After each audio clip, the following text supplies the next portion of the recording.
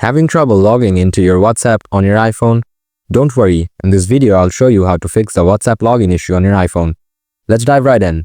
Before doing anything else, make sure that your Wi-Fi or internet connection is stable. Try airplane mode on and off. Make sure you have entered the correct number.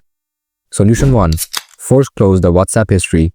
Swipe up from the bottom of the screen or press and hold on the home button if you are using an old model iPhone. Then find the WhatsApp and swipe up to clear the history. Solution 2. Clear app cache. First, open up the settings. Then tap on General. Next, tap on iPhone storage. Now scroll down and find the WhatsApp app. Next, tap on WhatsApp. Then tap Offload. And again tap Offload. After that, tap Reinstall it. If still you have the same issue, then follow my next solution. Solution 3. Uninstall and reinstall the app. Press and hold the app from the home screen. Then tap Remove app. After that, tap Delete app. Now go to the App Store.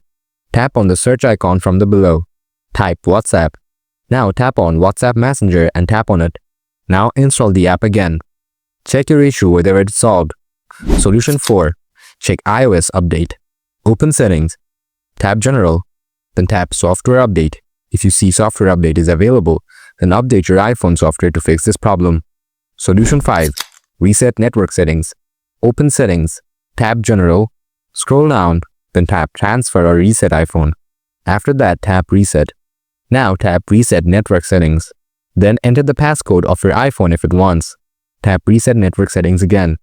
After the resetting network, go ahead and check whether your problem is solved or not. I hope your WhatsApp login issue on your iPhone is fixed now. If you found this video helpful, don't forget to hit the like button. If you have any questions, feel free to drop them in the comments below. Thanks for watching.